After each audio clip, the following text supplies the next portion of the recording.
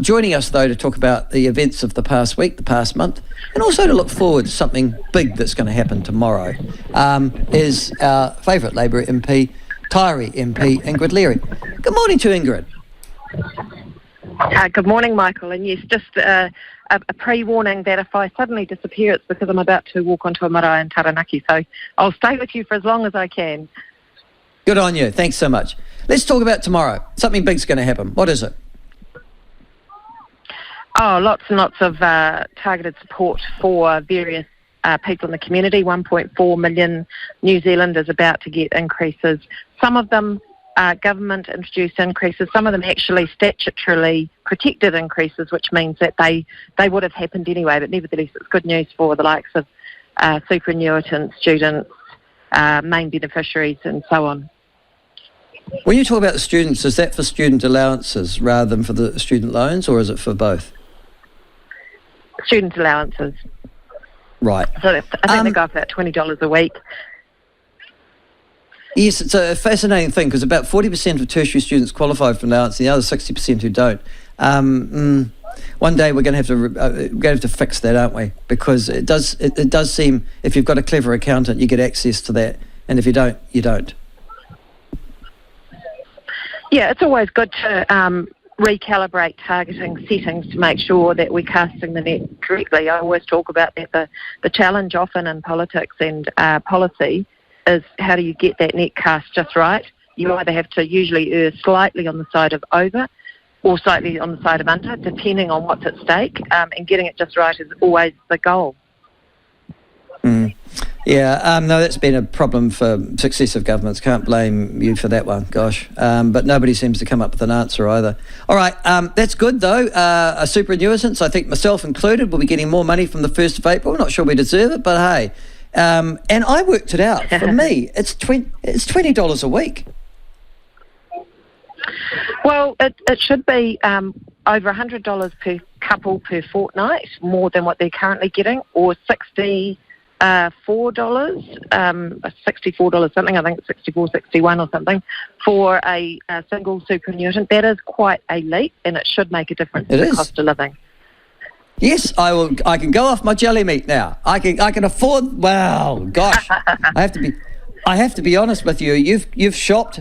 Good God, the price of meat at the moment turns us all vegetarian. Probably needs to anyhow.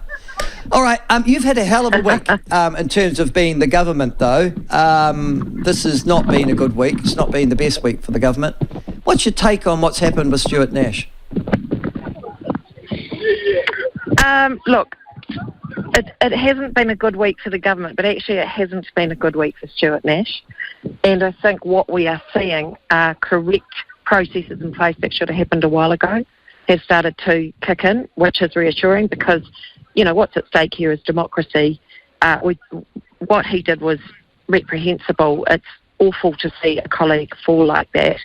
But now we are seeing the checks and balances kick in to ensure that this is an isolated incident and not a systemic issue. And I don't want to predetermine the outcome of the investigation because that is happening obviously over the next couple of months, the one led by the Prime Minister.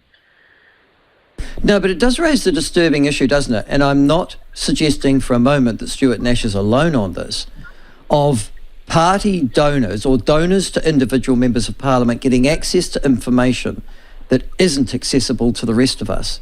The whiff of corruption's there. Michael, I am one of those who believe that the state should fund election campaigns for that very reason, that it is so sacrosanct in terms of how we manage the financing and fairness, that there's a proportionality aspect to it. It's done in other countries, I believe. This is an example of why we need to be so careful around election donations. And I think just having it state-funded and fair and transparent is the way to go. I would say that I'm quite a left-leaning MP, but this is an example of what can go wrong. I hope that it's isolated, and certainly we'll be ensuring that it is isolated because that is the downfall of democracy if this kind of thing does happen.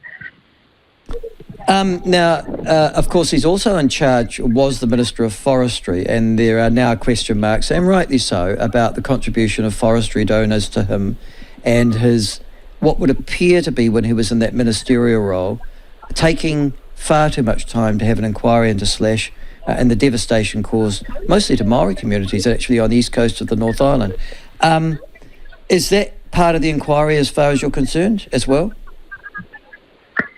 I believe it is, and it should be, in my view. I think every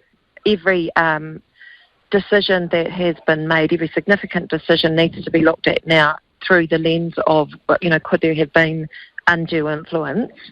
And I hope that is what is happening, because it does call into question. It's not only about fairness and transparency, but fairness and transparency being seen to be done. And so any significant decisions should be looked at. Having said that, I heard in the House this week that I'm almost certain that there have already been preliminary investigations done by the Prime Minister's office to say that there was no influence in that area, but I'm sure they will be going through everything with a fine-tooth comb, because there is just so much at stake here. There is indeed. There is indeed. I mean, the whole transparency, honesty, accountability, the political process to start with. You personally and your caucus colleagues will have been shocked, I'm sure, by the events of the week. Do you think there is a place in your caucus for Stuart Nash post-October? I still trust Stuart Nash. I think what he did were a grievous breaches of the cabinet manual, but they were not done with a sense of self-serving. They weren't to serve himself. They were probably being a bit too enthusiastic in his portfolios, and that last strike is certainly very concerning. But I still trust him as a colleague, and let's see what the next 2 months hold. I'm afraid I'm going to have to go now, Michael. Okay, all right. We'll catch up with you next week. Big settlement. Big settlement today with the Taranaki Maunga taking on a legal entity status in the same way as the Whanganui River, which I know would be of interest to you. So we're about to walk into this historic signing. So I'm sure you'll be reading about that in the news and watching it on TV tonight. Okay. Thank you, Ingrid. You have a good one. Have a good weekend. Thanks, Michael. That is Ingrid Leary.